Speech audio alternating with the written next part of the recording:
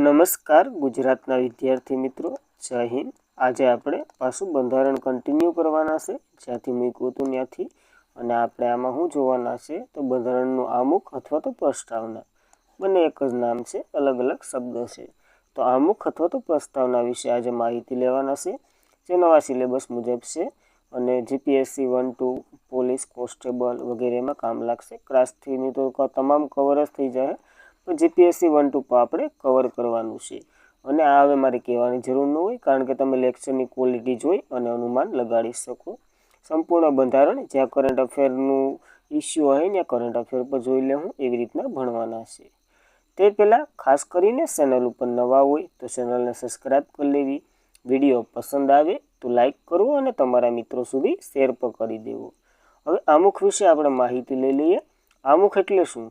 તો કોઈ પણ વિષય અથવા તો પુસ્તકનો જે સાર હોય અથવા તો એનો પરિચય। ટૂંકમાં જો આપણે આખું બંધારણ, તમારી મેળે પુસ્તક હશે બંધારણનું લઈ લો, કોઈ પણ લઈ લો, તો એ નીચે પ્રસ્તાવના હોય ને એમાં લખેલું હોય આમુખ, પછી ભાગે લખેલા હશે બંધારણનું લે ભાગ 1 ને 2 ને। તો ભાગ 1 શું છે તો કે રાજ્ય અને તેનું કાર્યક્ષેત્ર છે। ભાગ 2માં નાગરિકતા છે, તો નાગરિકતા કંઈ આખી તો ન હોય, ખાલી નાગરિકતા શબ્દ છે તો એવી રીતના હોય, જ્યાં આનો પરિચય છે। તો ભારતનું બંધારણ કેવું છે, કઈ રીતના છે વગેરે માહિતી આખું તમે આમુખ જોવો ને તો એમાં આખા બંધારણનો સ્વાર આપેલો છે, સાર, અને આખું બંધારણનું સંક્ષિપ્તીકરણ આમુખમાં આપેલું છે। તો એવી રીતના આમુખ આપણે સૌથી પાછળથી ઉમેરેલું છે। બંધારણ જ્યારે એડ કર્યું ને ત્યારે આમુખ નહોતું, આમુખનો ઇતિહાસ આપણે જોઈશું ત્યારે વધારે ચર્ચા કરીશું। સૌથી પાછળ આમુખ આપણે એડ કરેલું છે બંધારણમાં, તો આ પોઈન્ટ પર ખાસ કરીને જોવો। ત્યારબાદ તો કે આમુખ 3 પ્રશ્નનો જવાબ આપે છે। કયા કયા? તો કે ભારતનું બંધારણ કોણે ઘડ્યું?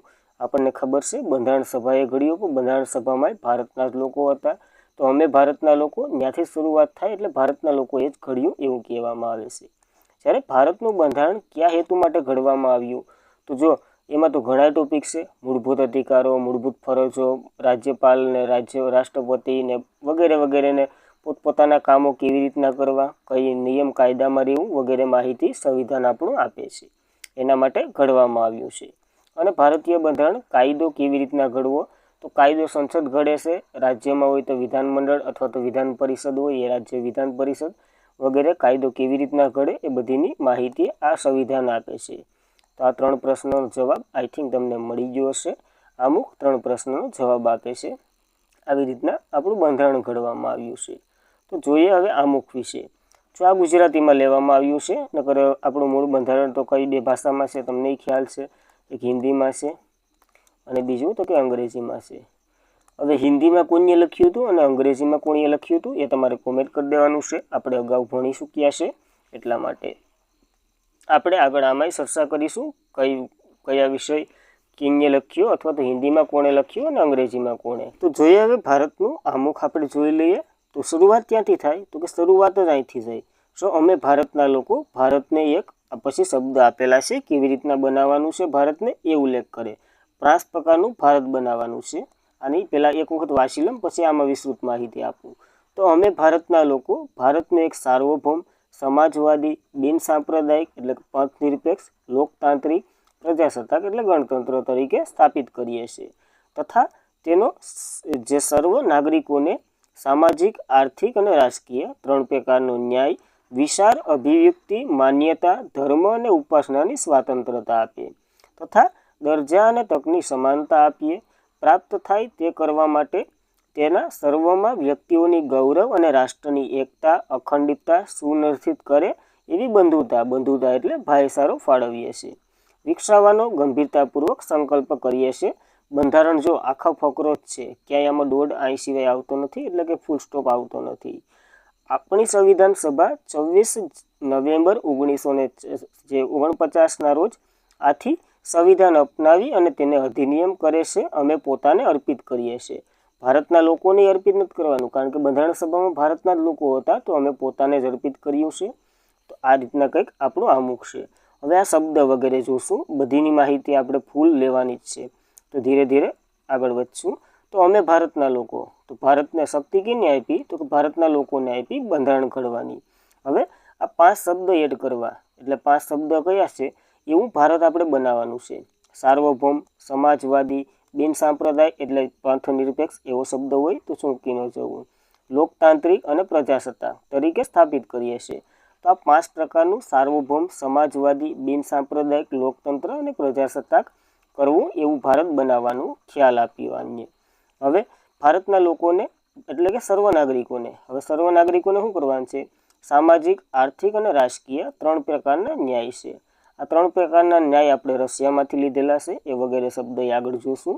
આગળ આ ખાલી માહિતી લઈએ। વિચાર, અભિવ્યક્તિ, માન્યતા એટલે કે વિચારવાની, વિચાર, અભિવ્યક્તિ, માન્યતા, ધર્મ અને ઉપાસનાની સ્વાતંત્ર્ય આપીએ છીએ। ટોટલ 5 પ્રકારની સ્વાતંત્રતા આપી। વિચાર, અભિવ્યક્તિ, માન્યતા, ધર્મ અને ઉપાસનાની સ્વાતંત્રતા આપી। ત્યારબાદ દરજ્જા અને તકની સમાનતા આપીએ તો 2 પ્રકારની સમાનતા આપી। ખાસ શબ્દ યાદ રાખવાના, પહેલા સાર્વભૌમ આવે, પછી સમાજવાદી આવે, બિન સાંપ્રદાયિક આવે, લોકતાંત્રિક આવે અને પ્રજાસત્તાક આવે। કારણ કે જો 2-3 શબ્દ એવા છે જે આપણે બંધારણમાં એડ કર્યા છે, 42મો બંધારણીય સુધારો કર્યો એમાં જોઉં તો આ ખાલી માહિતી લઈએ। પ્રાપ્ત થાય તેમ કરવાનું છે અને તેઓને સર્વમાં વ્યક્તિઓની ગૌરવ અને રાષ્ટ્રની એકતા જળવાઈ રહી, અખંડિતતા એટલે તો એક થઈને રહેવું સુનિશ્ચિત કરવા માટે બંધુતા। હવે આ બંધુતા વગેરે નવા શબ્દ છે, બધી એ બધી માહિતી જોઈ લઈએ। હવે જો મૂળ બંધારણમાંથી આપણે જે 42મો બંધારણીય સુધારો કર્યો ને એમાં કયા 3 શબ્દ અથવા તો કયા શબ્દને એડ કર્યા? તો કયા જે શબ્દની વાત કરીએ તો 42મા શબ્દમાં સમાજવાદી એક એડ કર્યો, આ હાઇલાઇટ કરું, સમાજવાદી એક એડ કર્યો। બીજાની વાત કરીએ તો બિન સાંપ્રદાય અથવા તો પંથ નિરપેક્ષ એને એડ કર્યો અને છેલ્લે તો આપણે અખંડિતતાને એડ કર્યું છે। તો આ 3 શબ્દ 42મા બંધારણીય સુધારાથી એડ કર્યા, તો એને ધ્યાનમાં લેવું। જ્યારે બીજા ઘણા શબ્દ આપણે ફ્રેશ ક્રાંતિમાંથી લીધે છે, રશિયન ક્રાંતિમાંથી લીધેલા છે, એ બધી આગળ જોવાના છે। અને આ એક તારીખ ખાસ યાદ રાખવી, જો બંધારણના અમુકમાં કઈ તારીખનો ઉલ્લેખ છે તો 24 નવેમ્બર 1949 એવી તારીખનો ઉલ્લેખ છે। અને ભારતના લોકોને અર્પિત કરીએ, સમર્પિત કરીએ અથવા તો લાગુ કરીએ, બધી એક જ શબ્દ છે, બધીને સામાનાથી છે। તો આવી રીતના કંઈક આપણું આમુખ છે અને આની સંપૂર્ણ માહિતી આપણે લેવાના છે ભારતની બંધારણીય સંવિધાનની। હવે આની ડિઝાઇન કોણે કરી એ પણ આગળ જોવાના છે। આ રામ મનોહર સિન્હાએ આની ડિઝાઇન કરી, જ્યારે નંદલાલ બોઝે જે બધી આખું બંધારણ છે એની ડિઝાઇન કરી, આમુખની ડિઝાઇન રામ મનોહર સિન્હાએ કરી।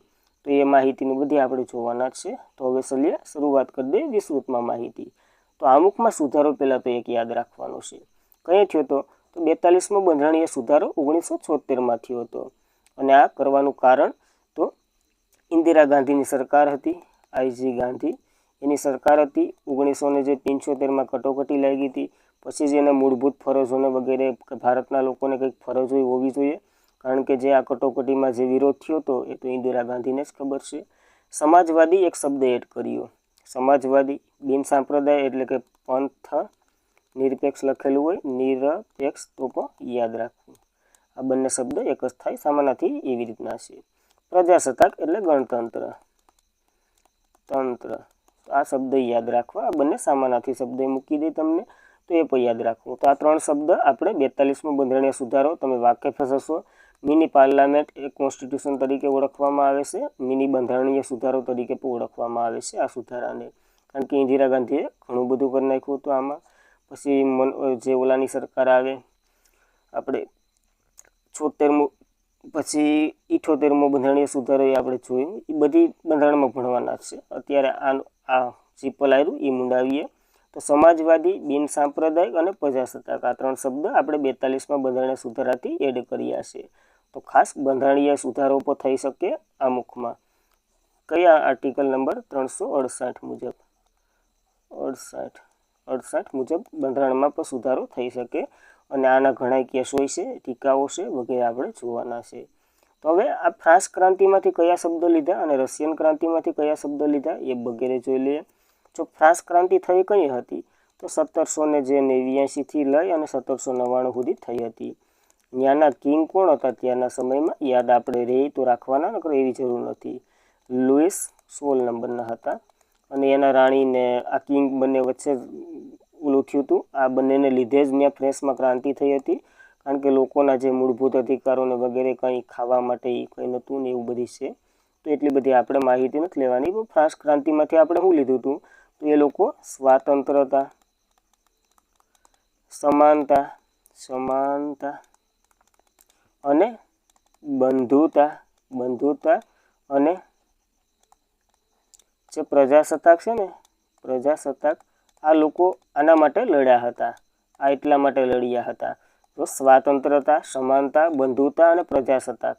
પ્રજાસત્તાક એટલે ગણતંત્ર થાય, બંધુતા એટલે ભાઈચારો થાય, સમાનતા એટલે બધીને સમાન દરજ્જો, અને સ્વાતંત્રતા એટલે આવું રાજા બાજાનું પદ કાઢી નાખવાનું. તો આ બધી શબ્દ છે ને એ આપણે એમાંથી લીધા. જે ફ્રાન્સ ક્રાંતિ થઈ ને, એ ફ્રાન્સ ક્રાંતિ આના માટે જ થઈ હતી. કારણ કે આવી રીતના જો શાસન નહોતું હાલતું, એટલા માટે લુઈસ સોલને ઉડાડી અને પછી સ્વાતંત્રતા એ મળી હતી, સમાનતા, બંધુતા અને પ્રજાસત્તાક. ભારતને આ શબ્દ ગમી ગયા એના બંધારણમાંથી, એટલે ઉપાડી લીધા. ત્યારબાદ રશિયન ક્રાંતિની વાત કરીએ.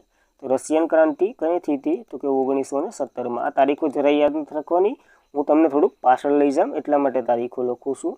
આમાંથી આપણે 3 પ્રકારના ન્યાયો લીધા, જે આગળ ચર્ચા કરી હતી. એક સામાજિક, બીજાની વાત કરીએ તો રાજકીય, અને ત્રીજાની વાત કરીએ તો આર્થિક. તો આર્થિક આ વગેરે ન્યાયો આપણે કેમાંથી લીધા? તો કે રશિયન ક્રાંતિમાંથી. તો હવે તમે જ આઈડિયા લગાડી શકો, રશિયન ક્રાંતિ શા માટે થઈ હતી? તો કે ન્યાય માટે થઈ હતી. અને આ ન્યાય એને બંધારણમાં સમર્પિત કર્યા આ ક્રાંતિ કરીને. તો આવી રીતના ફ્રેન્ચ ક્રાંતિમાંથી 4 શબ્દ, સ્વાતંત્રતા, સમાનતા, બંધુતા અને પ્રજાસત્તાક. જ્યારે રશિયન ક્રાંતિમાંથી 3 શબ્દ, સામાજિક, આર્થિક અને રાજકીય, 3 પ્રકારના ન્યાય. તો આ યાદ રાખવી આ ક્રાંતિઓ વિશે આપણે. ત્યારબાદ આપણે અમુકનો ઇતિહાસ જોઈ લઈએ. ઇતિહાસની વાત કરીએ તો 13 ડિસેમ્બર 1946માં શું થયું હતું? તો કે બંધારણ સભાની 3rd નંબરની બેઠક થઈ હતી. એમાં શું થયું હતું? નહેરુ દ્વારા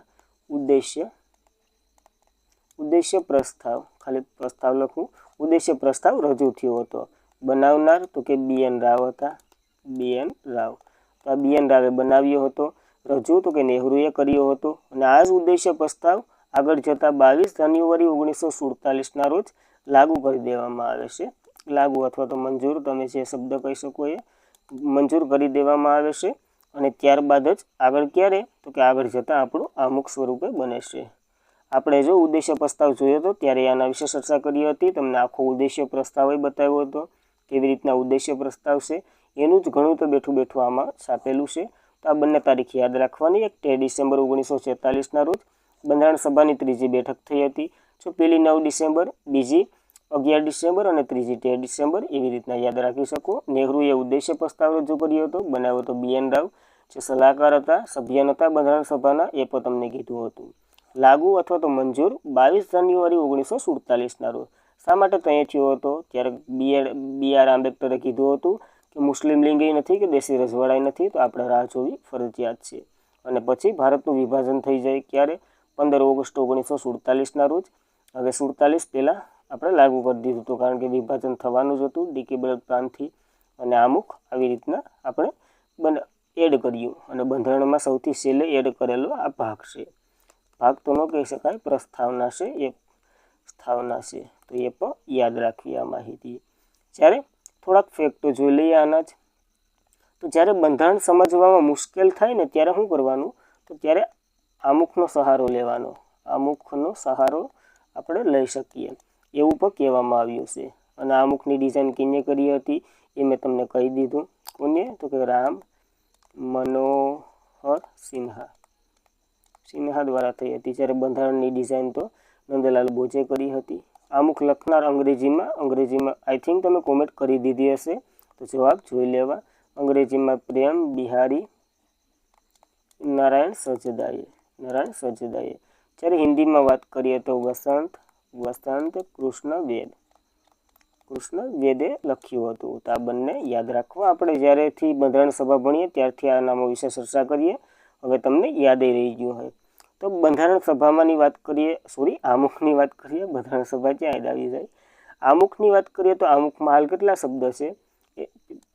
85 શબ્દ છે, 85 શબ્દ છે. જ્યારે 42માં બંધારણીય સુધારો કર્યો ને એ પછી કેટલા શબ્દ છે? તો 88 થયા. ખબર જ પડી જાય, 3 શબ્દ એડ કર્યા તો 88 છે. તો આ આખા શબ્દોનું બનેલું એક છે. આમાં ક્યાંય પેરેગ્રાફ ફૂલ સ્ટોપ લાગેલો નથી, એક જ છે છેલ્લે. ફૂલ સ્ટોપ એ તમને બતાવ્યો હતો. તો અમુકના શબ્દ 85 છે, હાલ 88 છે, કારણ કે 42માં બધાને સુધારો થઈ ગયો એટલે. તો આ ફેક્ટો યાદ રાખવા, વન લાઇનર સ્વરૂપે પૂછી શકે તમને, તો એટલી માહિતી યાદ રાખવી. હવે શબ્દની સમજૂતી લઈ લઈએ. આપણે આખું અમુક ભણવાના છે અથવા તો ભણી ગયા એવું. હવે એના શબ્દો તો સમજાવવા જોઈએ ને, તો જ અમુક ભણા કહેવાય. તો અમે ભારતના લોકો, આ શબ્દથી શરૂઆત થાય. શક્તિ કોની પાસે છે? શક્તિ. શક્તિ કહો, બનાવનાર કહો, બનાવનાર અથવા તો અર્પિત કહો વગેરે ભારતના લોકો મેળવશે શક્તિ બધી સમક્ષ, કારણ કે ભારતના લોકોએ જ બનાવ્યું છે. તો અમે ભારતના લોકો, ત્યાંથી શરૂઆત થાય આ શબ્દની સમજૂતી. આ 3 શબ્દમાં આઈ થિંક તમને મળી ગયા છે. વધારે ન મળી હોય તો ગૂગલ ન કરતા, જવાબ જ નહીં આવે. કેવું ભારત બનાવવાના છે? તો તમને કીધું હતું એ પ્રકારનું 5 પ્રકારનું ભારત બનાવવાના છે. એમાંથી પહેલા શબ્દની વાત કરીએ તો સાર્વભૌમ. હવે સાર્વભૌમની જો એક શબ્દમાં કહીએ તો શું અર્થ થાય? તો કે સંપૂર્ણ સ્વાતંત્રતા. સંપૂર્ણ સ્વાતંત્રતા. જો આ એક ઉદાહરણ લઈને તમને સમજાવું. આપણે દુનિયા છે અથવા તો વર્લ્ડ છે, એમાં ઘણા દેશો એવા છે જે ગુલામ છે, ઘણા દેશો એવા છે જે ડોમિનિયન છે, અને ઘણા દેશો એવા છે જે સાર્વભૌમ છે, સાર્વભૌમ. હવે ગુલામ કેને કહેવાય? તો ગુલામ એને કહેવાય છે ને આંતરિક નિર્ણય અને બાહ્ય નિર્ણય બંને એની ઉપર શાસન કરતો હોય એ દેશ, અથવા તો જે સંસ્થા કરતી હોય તો સંસ્થા, અથવા તો જે કરતું હોય એ લે. આંતરિક નિર્ણય એ જ લે ને બાહ્ય નિર્ણય એ જ લે. જ્યારે ડોમિનિયનમાં શું કહે? તો કે આંતરિક નિર્ણય તો ત્યાંના લોકો લે, પણ બાહ્ય નિર્ણય જે એની ઉપર સત્તા કરતું હોય એ લે. એને ડોમિનિયન કહેવાય. આ ડોમિનિયન વિશે પણ આપણે બંધારણ સભામાં ઘણું ભણ્યા, કારણ કે આ કિપ્સ મિશન આના માટે તો આવ્યું હતું, ડોમિનિયન માટે. અને સાર્વભૌમ તો કે આંતરિક અને બાહ્ય નિર્ણય પોતે જ લઈ શકે. તો આપણે કોણ પોતે લઈ શકે? તો કે રાષ્ટ્રપતિ આંતરિક અને બાહ્ય નિર્ણય ભલે વડાપ્રધાનની સલાહથી લે, તો પોતે તો લઈ શકે ને, એને સાર્વભૌમ કહેવાય. ત્યારબાદ કેવું ભારત બનાવવાના છે એના વિશે વાત કરી. હવે બીજો શબ્દ જોઈએ તો સમાજવાદી. હવે સમાજવાદી એટલે શું થાય? તો સમાજવાદી એટલે આર્થિકતાને બતાવે છે કે આર્થિક સ્થિતિ કેવી હોવી જોઈએ.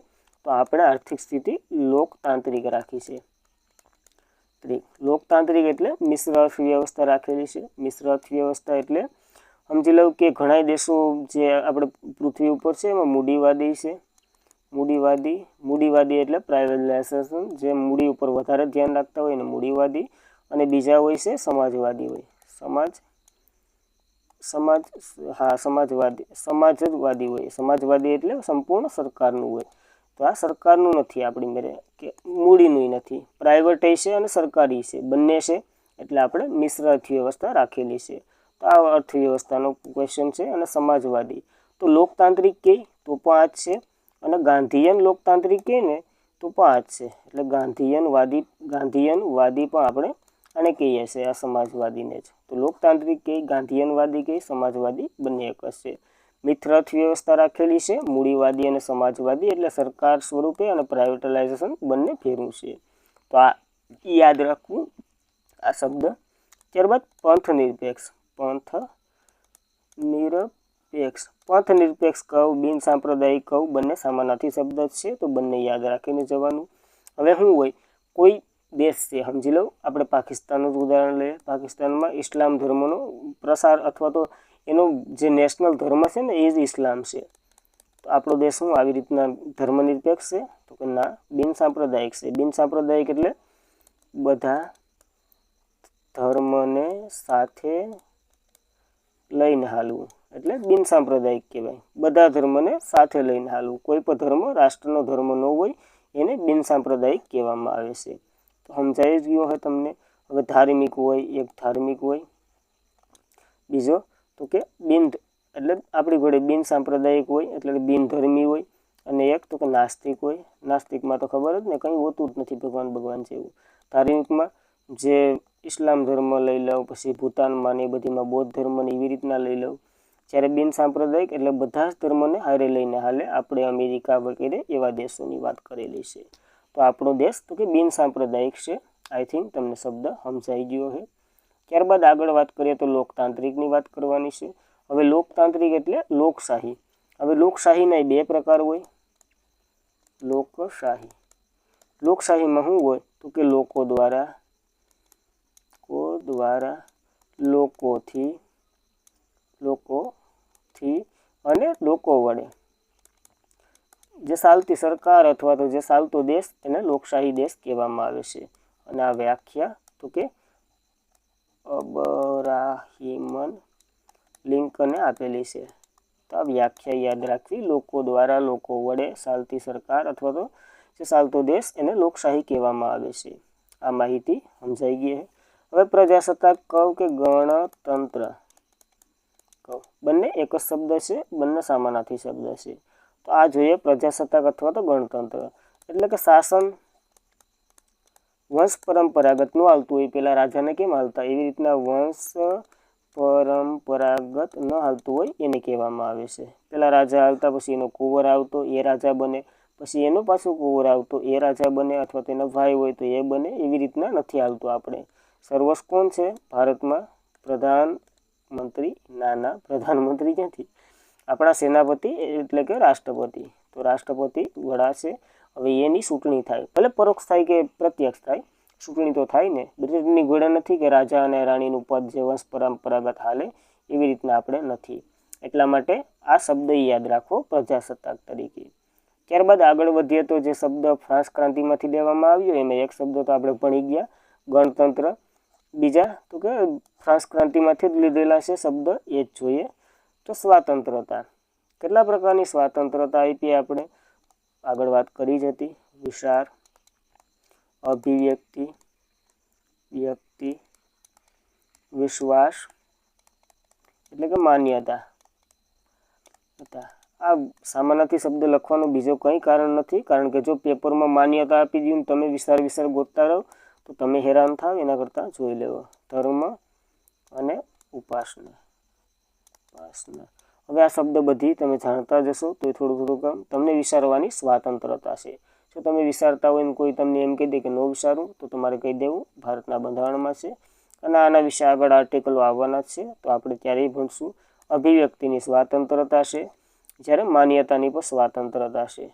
વિષય અથવા વિશ્વાસની વિશ્વાસ તમે ગમે એની ઉપર વિશ્વાસ કરી શકો એ તમને સ્વાતંત્રતા આપે છે। ધર્મ, તમે ગમે એ ધર્મ પાલન કરી શકો એ અને એની ઉપાસના પણ કરી શકો એ પણ તમને માન્યતા છે। તમે ઈચ્છતા હોવા જોઈએ, તમારો પરિવાર ડઝન્ટ મેટર, એ નથી કરતો। સમાનતા, બે પ્રકારની સમાનતા છે, કઈ તો કે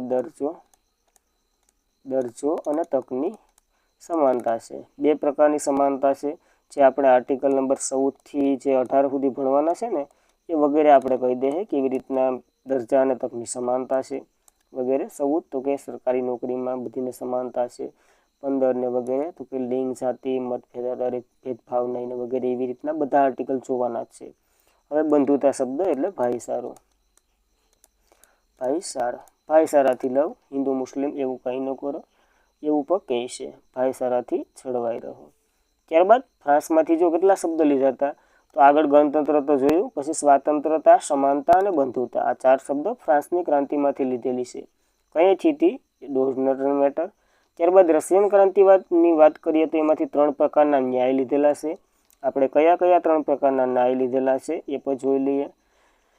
પેલા ન્યાયની વાત કરીએ તો સામાજિક ન્યાયની વાત કરીએ તો આપણે આર્ટિકલ નંબર 15 કહે છે તો કે ધર્મ, જાતિ, જ્ઞાતિ, લિંગ, રહેઠાણ વગેરેના આધારે ભેદભાવ નહીં કરવો। ભેદભાવ કરશો તો સમાજમાં તમારો સામાજિક ન્યાયનો હલન થાય અને તમે સુપ્રીમ કોર્ટમાં જઈ શકો। આ સામાજિક ન્યાયનો પાવર છે। ત્યારબાદ આર્થિક ન્યાય એટલે સમાનતા। જો પુરુષ અને મહિલાને તમને ખબર છે વેતન સમાન નથી આપતા, હમણાં ક્રિકેટરોએ જે આઈસીસી બોર્ડે બધીએ સમાન કરી દીધું, તો એ પગારે સમાન, એવી રીતના આર્થિક સમાનતા રાખશો તમારી ઉપર, તમે મહિલા હોય પુરુષ હોય ડઝ નોટ મેટર। ત્યારબાદ રાજકીયની વાત કરીએ તો મત, તમારું મતનું મૂલ્ય એક સમાન જ ગણવામાં આવશે, મારા મતનું મૂલ્ય એક સમાન જ ગણવામાં આવશે, એટલે મત આપવાની એ રાજકીય મતનું મૂલ્ય રાજકીય રીતે નક્કી કરેલું જ છે। ત્યારબાદ અધિકારોની વાત કરીએ તો બધાને સમાન જ અધિકારો મળે છે, એ તમને માહિતી હોવી જ જોઈએ। બધી સરખું, ટૂંકમાં તમારું મૂલ્ય સરખું રહે અને તમને વેતન સરખું મળે, એ આર્થિકમાં આવે। આ તો રાજકીયની વાત કરેલી છે આપણે। ત્યારબાદ બીજા શબ્દની વાત કરીએ તો બીજો શબ્દ કયો હશે તો કે વ્યક્તિનું ગૌરવ, એટલે તમારું ગૌરવ તમે ખુદ જાળવી શકો અને ન જળવાય તો તમે સુપ્રીમ કોર્ટમાં જઈ શકો. કોઈ આર્ટિકલ મુજબ તમારું ગૌરવ નથી જળવાતું તો એ જાળવી દેશે. ત્યારબાદ રાષ્ટ્રની એકતા, એટલે ભારતના 28 રાજ્ય અને 8 કેન્દ્રશાસિત પ્રદેશમાં તમારી રાષ્ટ્રીય એકતા રહેવી જોઈએ. તમે એને તોડવાની કોશિશ ના કરતા. અખંડિતતા એટલે સંઘ છે તો સંઘ બનીને રહેવા દો. ભારત રાજ્યની વાત કરેલી છે. તો આવા શબ્દ આપણે જોયા. જો ભારતનું આમુખ તો પૂરું થઈ ગયું. આપણે આમુખના જે બધા જ મેન શબ્દ હતા એ કરી દીધા. અર્પિતને એવા શબ્દ ભણાવવાની જરૂર નથી. અર્પિત એટલે તમને ખબર પડે કે આપણે સમર્પિત કર્યું છે.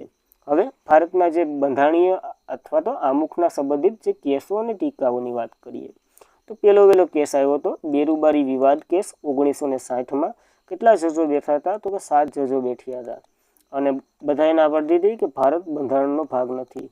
તમને યાદ રાખવું તો એક શોર્ટકટ આપું. શોર્ટ ટ્રીક તો ન હોય, ખાલી યાદ રહી જાય. જો બધી બેરા થઈ ગયા હતા. શા માટે? કંઈ એમ કહી દીધું બંધારણનો ભાગ નથી. હું તો કે આમુખ નથી. તો બેરા કોણ થયા હોય? તો સાંભળવાવાળા થયા હોય. અને આ બેરુબારી, તો બેરુબારીની વાત કરીએ તો એક પૂર્વ પાકિસ્તાન એટલે ત્યારનું બાંગ્લાદેશ, હાલનું બાંગ્લાદેશનો એક એવો વિસ્તાર છે જે આપણે ખબર જ હતી. રેડ ક્લિફને જે બ્રિટનમાંથી બોલાવવામાં આવ્યો હતો અને જે આડાઅવળી જે લાઈન ખેંચીને વહી ગયો હતો એનો જ વિવાદ હતો. કારણ કે બેરુબારી એ બાંગ્લાદેશનો અથવા તો પૂર્વ પાકિસ્તાનનો વિસ્તાર છે અને ભારત તેને આપી દીધો સુપ્રીમ કોર્ટમાં. જે ઓલું શું થયું, અપીલ થઈ અને પછી અમુકમાં એક સુધારો કર્યો, તમને ખબર જ છે. એટલે એ અંગે કહી દીધું કે બંધારણનો ભાગ નથી, અમુકને તમારે ધ્યાનમાં નહીં લેવાનું. આ તો ખાલી બંધારણ અંગે નથી એટલે અંગત નથી એમ જ કહી દીધું હતું સુપ્રીમ કોર્ટે. અને ત્યારે જજ એ નથી યાદ રાખવાના કારણ કે 7 જજો બેઠા હતા. કેટલાકને યાદ રાખશો. તો આ બેરુબારી કેસ ખાલી યાદ રાખવાનું. બધા બેરા થઈ ગયા હતા 1960માં. કારણ તો કે બંધારણનો ભાગ નથી એવો કેસ, એટલે કે એવી સુનવાઈ થઈ હતી. ત્યારબાદ સજ્જનસિંહ વીર રાજસ્થાનનો કેસ થયો હતો 1960માં થયો હતો. શા માટે થયો હતો? માય મિસ્ટેક, 1966માં થયો હતો, ઓલાના 4 વર્ષ પછી. તો સજ્જનસિંહ વીર રાજસ્થાનનો કેસ થયો. આમાં શું કીધું? આના જો જજની વાત કરીએ તો એક જ જજ હતા, હોલકર હતા, MV હોલકર. અને MV હોલકરે એવું જણાવ્યું હતું કે પ્રસ્તાવના એ બંધારણના વિશેષ અધિકારોનું નિચોડ છે. ટૂંકમાં નિચોડ છે. ભાગ તો આમાંય ગણવામાં નહોતો આવ્યો. ભાગ 1 ગણવામાં આવશે કેશવાનંદ ભારતીય કેસ. આ કેસો ખાલી યાદ રાખવા કારણ કે PSIનો મેઇન ટોપિક છે બંધારણીય કેસો જોવા. તો આ કેસો ખાલી નામ યાદ રાખવાનું. કયા વિષય સાથે છે? તો સજ્જનસિંહ વીર રાજસ્થાનનો કેસ આવે 1966. તો તમને યાદ હોવું જોઈએ, અમુકને લગતો કેસ છે. ત્યારબાદ ગોરખનાથ વીર પંજાબ રાજ્યનો કેસ થયો હતો 1967માં. આમાં શું થયું હતું? તો કે આના જજ તો કે હિદાયતુલ્લાહ હતા. હિદાયતુલ્લાહ. હવે આ હિદાયતુલ્લાહે પ્રસ્તાવનાનો સિદ્ધાંતનો નિચોડ કીધો હતો. પ્રસ્તાવનાની સિદ્ધાંતનો નિચોડ. આના કરતાં આ IMP છે. IMP એ યાદ રાખવાનું. બંધારણનો આત્મા છે. આત્મા છે. શું આત્મા છે? તો કે બંધારણનો આત્મા છે આમુખ. તો એ પણ યાદ રાખવાનું. એમ હિદાયતુલ્લાહે કીધું હતું. એ આપણે આગળ જોશું કોણે શું કીધું એ પણ. તો ગોરખનાથ વીર પંજાબ રાજ્યનો કેસ 1967માં થયો હતો. એમાં બંધારણનો આત્મા કીધો હતો. એ જજ કોણ હતા? તો કે એન હિદાયતુલ્લાહ. અને પ્રસ્તાવના એ સિદ્ધાંતોનો નિચોડ છે એવું પણ કહેવામાં આવ્યું હતું એમ હિદાયતુલ્લાહ દ્વારા. ત્યારબાદનો એક બીજો કેસ જોઈ લઈએ તો ભારતીય ચંદ્ર વિરુદ્ધ મૈસૂર રાજ્યનો કેસ થયો હતો 1970માં. ખાલી આવી રીતના યાદ રાખવાનો છે. આમાં બીજું કંઈ યાદ નથી રાખવાનું.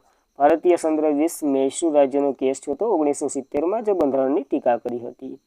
ત્યારબાદ મોસ્ટ ઇમ્પોર્ટન્ટ કેસ, અત્યાર સુધીના જે પ્રશ્ન આવ્યા એમાંથી એક પ્રશ્ન હોય જ. કેસોનો પૂછવું હોય તો આમાંથી જ હોય.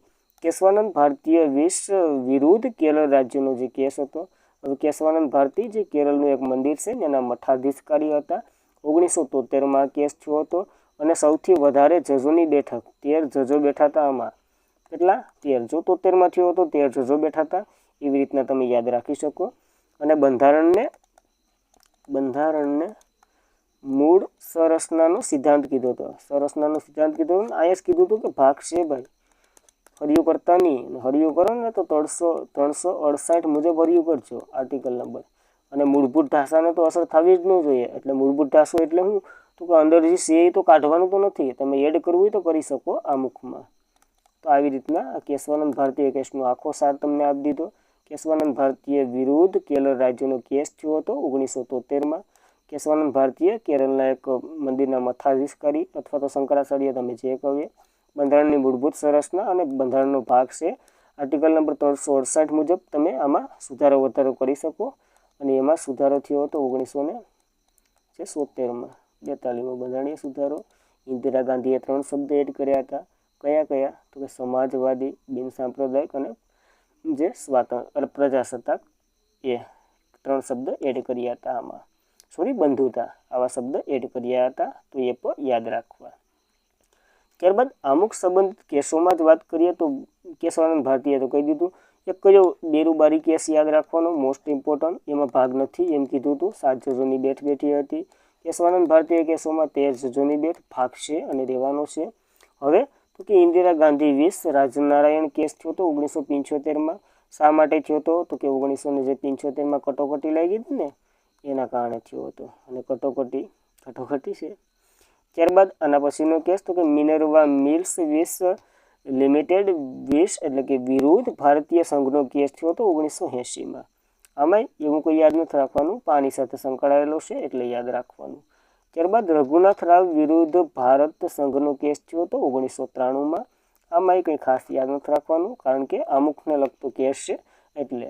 તો ઇન્દિરા ગાંધી વિસ Rajnath case, Minerva Mills limited with Bharat સંઘ કેસ, રઘુનાથ રાવ વિરુદ્ધ ભારતીય સંઘ કેસ, આ કેસો તો કે અમુકને લગતા છે। ત્યારબાદ આ એક આઈએમપી થાય પાછું, આ એક કેસ યાદ રાખવાનો। આ બધા કેસો ભણાવવા ને એમાં ખાલી નામ યાદ રાખજો, નકર યાદ તો મેન અંદર તો 3 જ રાખવાનું છે। એસઆર બોમાઈ વિરુદ્ધ ભારત સંઘ 1994નો કેસ થયો હતો। આમાં તો કે પંથ નિરપેક્ષ અથવા તો જે બિનસાંપ્રદાયિક તમે કહો એ શબ્દની સંપૂર્ણ માહિતી આ કેસમાંથી આપી છે। તો આ શેના સંબંધિત છે? વધારે પડતો પંથ નિરપેક્ષ અને બિનસાંપ્રદાયિક એટલે કે અમુકને જ લગતો છે, તો એ માહિતી યાદ રાખવી। ત્યારબાદ એલઆઈસી વિરુદ્ધ કન્ઝ્યુમર એજ્યુકેશન રિસર્ચ સેન્ટરનો કેસ થયો હતો 1975માં। આમાં 11 જજોની બેઠક બેઠી હતી અને અહીંયા કીધું હતું બંધારણ એ અમુકનું એટલે અમુક એ બંધારણનો ભાગ છે। તો યાદ રાખવાના 3 કેસો હું તમને કહી દઉં। એસઆર બોમાઈ કેસ, એમાં હું કીધું હતું ભાગ નથી। કેશવાનંદ ભારતીય કેસ ભાગ છે, અહીંયા 7 જજો બેઠા હતા, અહીં 13 જજો બેઠા છે અને એલઆઈસી કેસ કેટલા જજો બેઠા છે? 11 જજો અને ભાગ છે। ક્યારેક આ કેસ આપવા એટલે કેશવાનંદ ભારતીય કેસનો ઉલ્લેખ જ નથી કરતા, એલઆઈસીનો હોય તો તમારે એલઆઈસી ટીક કરીને આવવાનું, જેવો પ્રશ્ન એવી રીતના। ત્યારબાદ અમુક વિશે વિધાનો તપાસવાના છે, કોણે હું કીધું એ જોઈ લઈએ આપણે। તો સર અર્નેસ્ટ બાર્કરની વાત કરીએ તો બંધારણની સાવી કીધેલી છે અને અમુકને તો એ યાદ રાખવાનો ટોપિક છે, આમાં કોઈ રોકેટ સાયન્સ હોય નહીં। ત્યારબાદ એને પાલકી એટલે કે નાનાભાઈ પાલકીવાલાએ બંધારણનો પરિચય પત્ર અમુકને ગણ્યો છે। કનૈયાલાલ મુનશીની વાત કરીએ તો રાજકીય જન્મકુંડળી, ખાલી જન્મકુંડળી યાદ રાખશો તો એ હાલશે। ઉદ્દેશ્ય પ્રસ્તાવ જે નહેરુએ બનાવ્યો હતો ને એને પ્રજાસત્તાકની ગુરુસાવી આપી હતી, કારણ કે વધારે પડતું બંધારણ આના ઉપર જ છે। પંડિત ઠાકોર દાસ ભાર્ગવની વાત કરીએ તો બંધારણની સાવી, આત્મા અને આભૂષણ, તો આ 3 શબ્દ કીધા છે, યાદ રાખવા। એન હદયતુલ્લા જે આપણે જોઈએ અમેરિકાની આઝાદી સાથે સળકાવ્યા અને અમુકને આત્મા કિને કીધું? તો આને કીધું। કૃષ્ણસ્વામી અય્યરની વાત કરીએ તો આપણા લાંબા ગાળાના સપનાની વિચારધારા છે, તો એ પણ યાદ રાખવું કૃષ્ણસ્વામી અય્યર વિશે। તો આ ખાસ કરીને એટલા શબ્દ યાદ રાખવા આપણે। પાછો એકવાર રિવિઝન કરી લઈએ। સર અર્નેસ્ટ બાર્કરે બંધારણની સાવી, એન એ પાલકીવાળાએ બંધારણનો પરિચય પત્ર, કનૈયાલાલ મુનશીએ રાજકીય જન્મકુંડળી, પંડિત ઠાકોર ભાર્ગવે બંધારણની સાવી, આત્મા અને આભૂષણ, એન હદયતુલ્લા અમેરિકાની આઝાદી સાથે સરખાવી હતી, કૃષ્ણસ્વામી અય્યરે આપણા લાંબા ગાળાના સપનાનો વિચાર આપ્યો હતો। તો યાદ રાખવા આવા અમુક વિશે કોણે શું કહ્યું, એવી રીતના ઓનલાઈન સ્વરૂપે પ્રશ્ન પૂછાઈ શકે, જોડકા સ્વરૂપે પૂછાઈ શકે, જેવી રીતના પૂછાય એવી રીતના આપણને ટીક કરીને આવવાનું। અને એ પહેલાં ખાસ કરીને જો વિડીયો પસંદ આવે લાઇક કરવો, તમારા મિત્રોને શેર કરવો અને ચેનલ પર પ્રથમ વખત હોય તો સબસ્ક્રાઈબ પણ કરી લેવી। ભણવાની મજા આવતી હોય, સમજાતું હોય બધી વ્યવસ્થિત, તો એક સારી એવી કોમેન્ટ પણ કરી દઉં અને આપણે ક્વેશ્ચનની શરૂઆત કરીએ। હવે તો જોઈ લઈએ 10 જેટલા ક્વેશ્ચનો છે, બધી હાવ ઇઝી છે કારણ કે અમુક એટલો કોઈ લાંબો ટોપિક નથી। તો ભારતનું અમુક એ કયા દેશથી પ્રેરિત છે? તો શું આ એક કહેવાનું જ બાકી રહી ગયું, અમુક છે ને કહી દઉં, અમુક આપણે અમેરિકામાંથી લીધેલું છે, USA એટલે અમેરિકામાંથી લીધેલું છે. એની ભાષાની વાત કરીએ તો ભાષા આપણે ઓસ્ટ્રેલિયામાંથી લીધેલી છે. ઓસ્ટ્રેલિયામાંથી લીધેલી છે. અમુક આપણે કોપી ટુ કોપી જે અમે ભારતના લોકો એવી રીતના અમે યુનાઇટેડ સ્ટેટ ઓફ અમેરિકા એવી રીતના કોપી ટુ કોપી એમાંથી લીધેલું છે. જ્યારે ઓસ્ટ્રેલિયાની વાત કરીએ તો ઓસ્ટ્રેલિયામાંથી આની ભાષા લીધેલી છે. તો બંને વસ્તુ યાદ રાખવા અને બીજા બધી શબ્દને તો જોઈએ ગયા. તો આ એક પોઈન્ટ બાકી હતો અને આ પ્રશ્ન ફૂટી પડી ગયો. હું કીધું આમ ક્યાંથી લીધેલું છે અથવા તો કયા દેશથી પ્રેરિત છે? અમેરિકાથી પ્રેરિત છે. તો ક્વેશ્ચન સોલ્વ કરવાથી આ ફાયદો પણ થાય કે થોડું ભૂલાઈ જતું હોય. હું કંઈ સ્વામી વિવેકાનંદ તો નથી કે મને એ બધી યાદ રહી જતું હોય. હું તમારા જેવો જ છે અને તમારા જેવો માનીને ચાલવાનું. કારણ કે હું ભણું અને તમે ભણો, હું ભણાવું વધારે અને આપણે સાથે મળીને ભણીએ. હું તમારામાંથી કંઈક શીખું, તમે મારામાંથી કંઈક શીખો, શીખતા રહીએ અને આગળ વધતા રહીએ તો જિંદગી જીવાય. ત્યારબાદ આગળનો પ્રશ્ન જોઈએ તો નીચેના વિધાનો તપાસી ખરા વિધાનો પસંદ કરવાના છે. જોઈએ બંધારણમાં વાત કરીએ તો 26 જાન્યુઆરી 1950ની તારીખનો ઉલ્લેખ છે. હા, આ ઉલ્લેખ બંધારણમાં છે જ ને, કારણ કે બંધારણ ક્યારે અમલમાં આવ્યું હતું. બંધારણની વાત કરેલી છે. અમુકનું ક્યાંય કીધું તો કોઈ દોડાયું થવાનું નહીં. બંધારણમાં 3 પ્રકારની ન્યાય જે રશિયન ક્રાંતિમાંથી લીધેલી છે. હા, સામાજિક, આર્થિક અને રાજકીય.